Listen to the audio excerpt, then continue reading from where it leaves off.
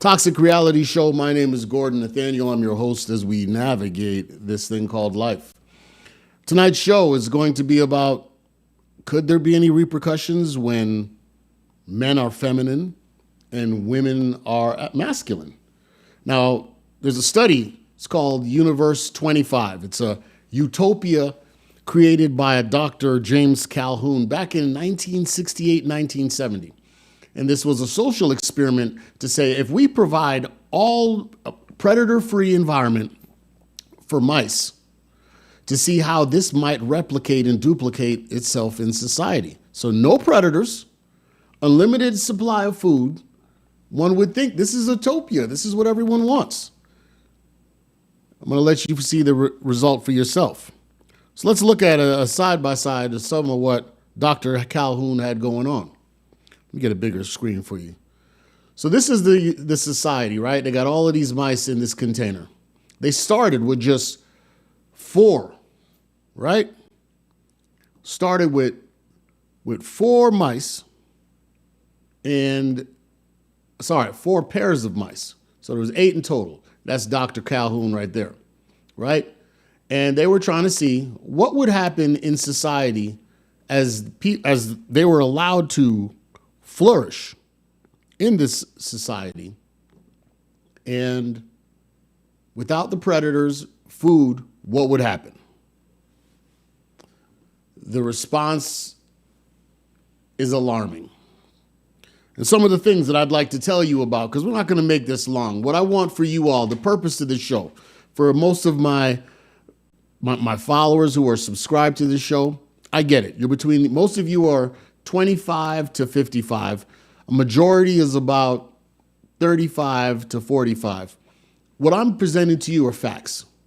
We're not going to deal in, the possibility of something happening, but what is the probability? Meaning, a majority of the outcomes, what can we expect? And with this study, it's been replicated tens of times and the same result has come. What happens when men become feminine? And when the females become masculine. I'm going to go ahead and let this thing play through while I tell you about it, right? This paradise of mice that Dr. Calhoun built. It was designed where the mice had an abundance of food and water, large living spaces. In the beginning, he placed 4 pairs of mice. In a short time, they began to reproduce, resulting in the population growing rapidly. Almost a year, 315 days, the population went up to 600. A hierarchy was formed between them and the so-called wretches of mice, right? The larger rodents began to attack the group. Then all of a sudden, males began to, quote, collapse psychologically.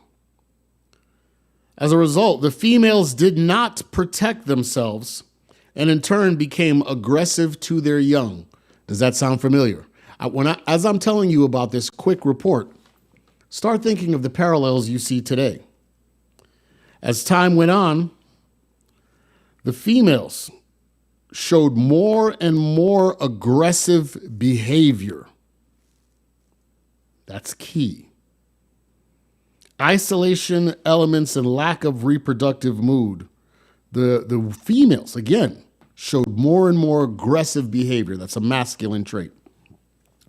The birth rate went down. At the same time, an increase in the mortality in younger rodents.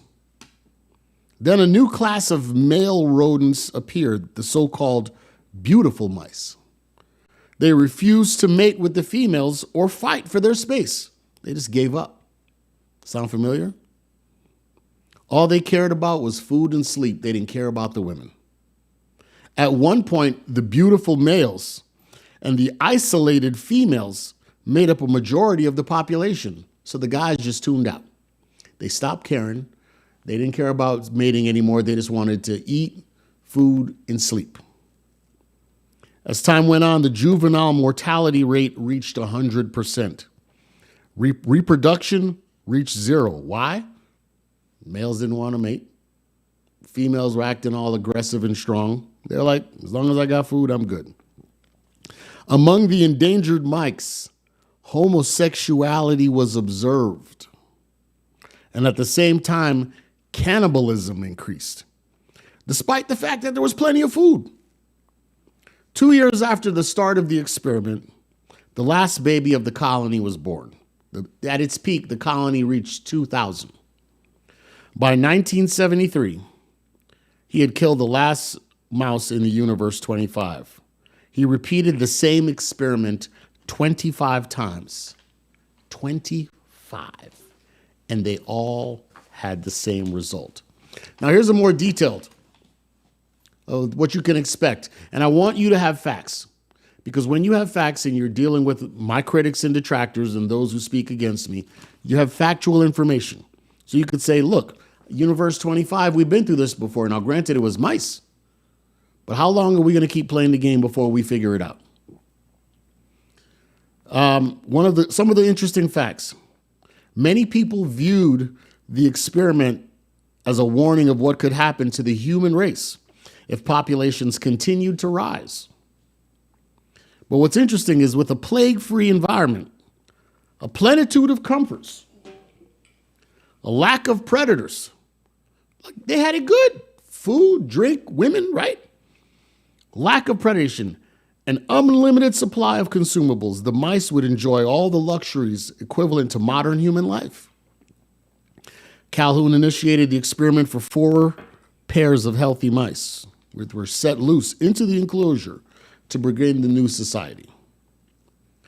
Here's some interesting facts that are parallels to society today. 1/3 emerged as socially dominant. So out of the 2,000, about 600-700 were dominating. The other 2/3 turned out less socially adept than their forebears. They became recluse, basically. They went into hiding, just didn't interact. As bonding skills diminished among the mice, it went to a slow and irreversible decline. Now, there's some interesting facts here that you should hear. The alpha males, by contrast, became more aggressive and pugnacious, often launching into violence with no clear provocation or motive. And it says at times these males would roam around and indiscriminately rape other mice regardless of gender.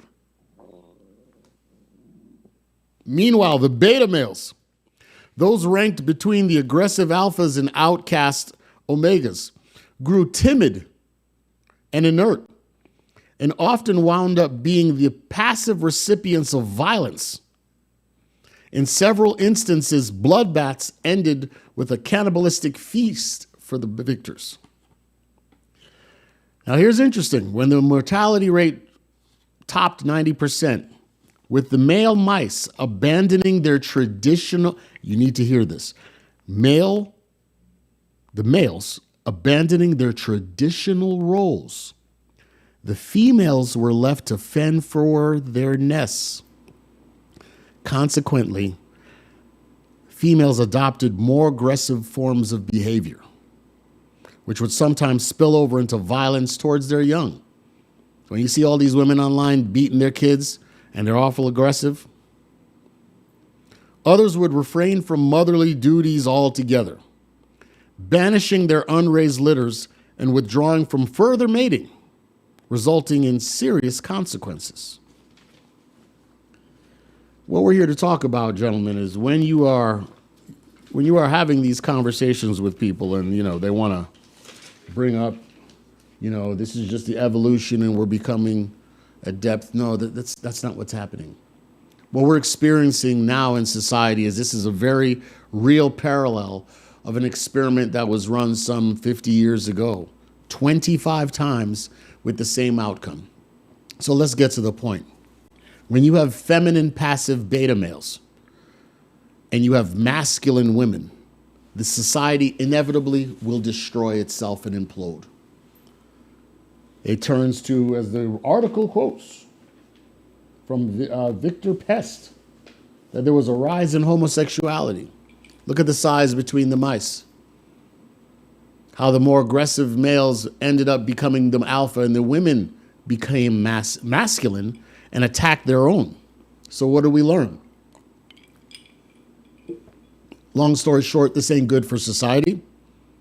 When women and men avoid their traditional roles, society is destroyed. And we can't come back from it because the future generations are learning from the current ones. And here's another part of the study that I didn't read. When they took some of the smaller mice and put them in their own enclosures thinking maybe it would start all over again, it failed. It was almost as if their DNA and their mental programming suffered, and they didn't want to do anything. They didn't want to mate. They didn't see the beauty of a woman, all of the projection of all of the rules against men because they find women attractive. The Me Too movement, this is where it comes. What's happening now?